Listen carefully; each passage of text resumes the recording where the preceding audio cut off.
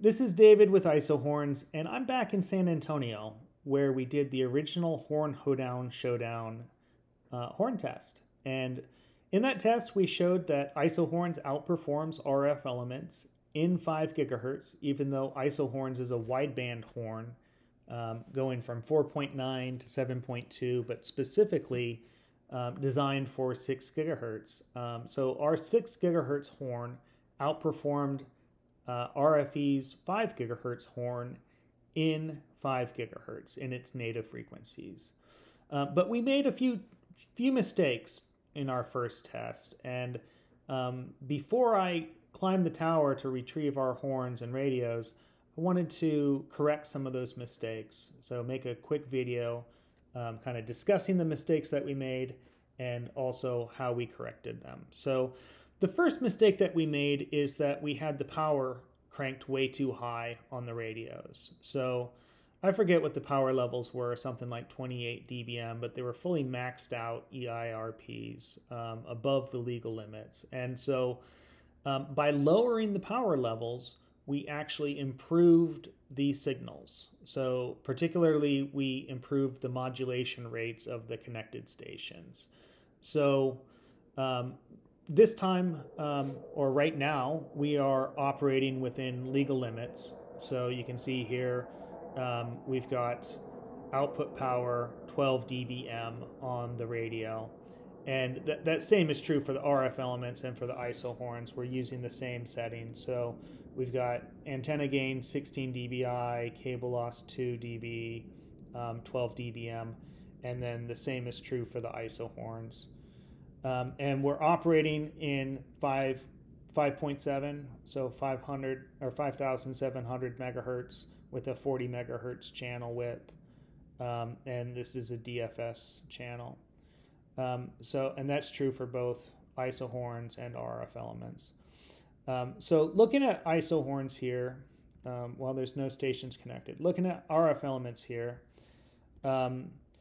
we've got an average of about 160 on the uplink capacity. So that we made a mistake with the power level. We made a mistake by focusing on the signal rather than the modulation rates. And we made a mistake by not giving the radios an opportunity to fully modulate. So when switching the stations between the radios, we need to give them a few minutes to really sort out their modulations and come to a steady state of peak modulation. So you can see here, this is the RF elements. It's been connected now for more than 10 minutes, and we're looking at modulation rates averaged around 160 megabits per second. So this one's below right now, but it sometimes bumps up. 200, 230, 180, 175. So if we average these out, it comes out to about let's just do that. Let's just average these out from the top to the bottom. 130, 117, 168, 208, 151, 263, 119, 173, and 162. So that's the same. When you start taking averages like that, you can expect similar results. So I took this initial reading at 166. I took this about an hour ago. So yeah, that's expected. And then let's move things over. So to do that, we go to here and we rename the SSID. And then we come over here and we rename the SSID as well. So the RF elements stations are going to move over to the IsoHorns. And we should see that momentarily.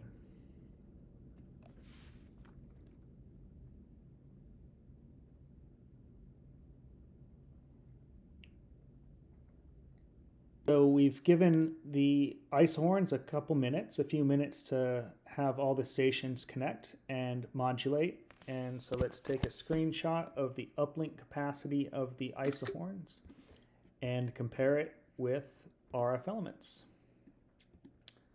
So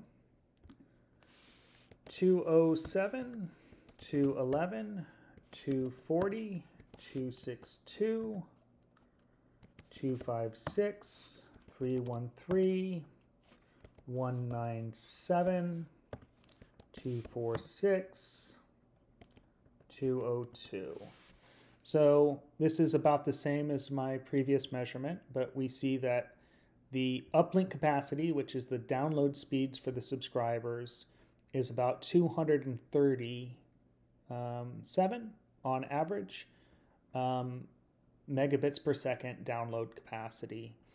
Whereas RF elements is 165, 166. So this is a significant jump. IsoHorns is not just barely outperforming RF elements.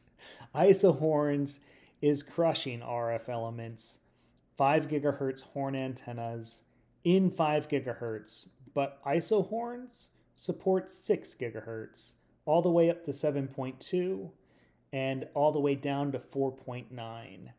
So we're better than RF elements in 5 gigahertz, and we have more than twice the frequency range in our wideband antenna. Nobody expected this. Everybody thought David Dean is crazy and IsoHorns is just a knockoff. Well, that's not true. We're beating the best horn antennas in their native frequency bands, and we have twice the frequency range, more than twice. So this week I'm testing 6 gigahertz. We're going to be testing diplexers, which are going to allow you to operate a 5 gigahertz radio and a 6 gigahertz radio on the same antenna, be it a horn antenna for point to multipoint, or be it a backhaul. You can double the capacity of your backhaul connections by having two radios doing backhaul on 5 and 6 gigahertz at the same time on the same antennas. And we're going to be testing multi-user MIMO horn arrays this week as well. So lots of exciting things coming from IsoHorns. Stay tuned.